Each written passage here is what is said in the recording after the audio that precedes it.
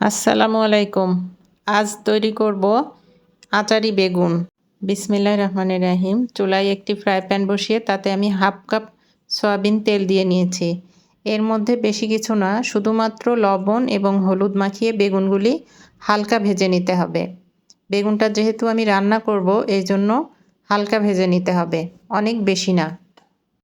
ওই তেলে একটি তেজপাতা, 3টি শুকনো মরিচ এবং হাফ চামচ পাঁচফোড়ন। আমি আগেই বলেছি এটা আচারি বেগুন, এই কারণে পাঁচফোড়নটা অবশ্যই লাগবে। এখানে আমি 1 কাপ পেঁয়াজ কুচি দিয়েছি, 1 টেবিল চামচ আদা বাটা, 1 টেবিল চামচ রসুন বাটা। দুইটাই সমান রাখতে হবে। আচারি বেগুনে মশলাটা একটু বেশি লাগে। মশলাটা এমনভাবে কষাতে হবে যেন এক ফোঁটা পানিও না থাকে। এবার এখানে শুকনো মশলাগুলি অ্যাড করব।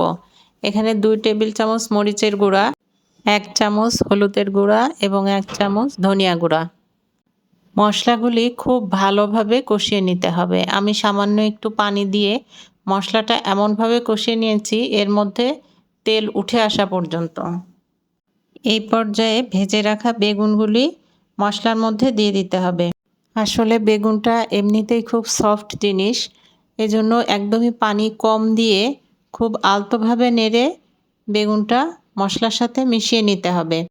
সম্পূর্ণ রান্নাটাই হবে খুব অল্প আঁচে।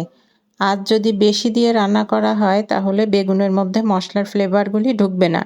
এজন্য হালকা আঁচে একটু সময় নিয়ে রান্না করতে হবে। বেগুনটা একটু সফট হয়ে আসলে এর মধ্যে দিব 1 কাপ তেঁতুল গোলার পানি। আমি 1 মুঠো তেঁতুল নিয়ে ভিজিয়ে রেখেছিলাম, তারই তেঁতুলের কাতটা বের করে নিয়েছি।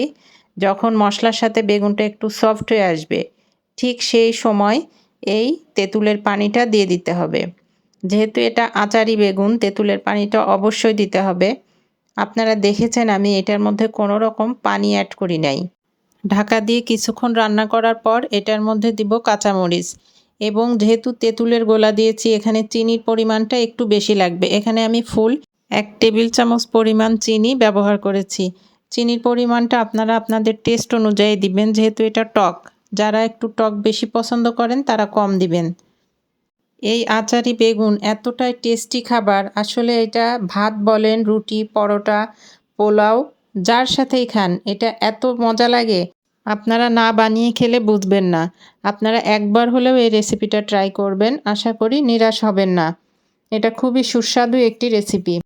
বেগুন তো আপনারা অনেকভাবেই খেয়েছেন, এভাবে একবার ট্রাই করে দেখবেন, আশা করি ভালো লাগবে। ভালো লাগলে লাইক, কমেন্ট, শেয়ার করে পাশে থাকবেন। আল্লাহ হাফেজ।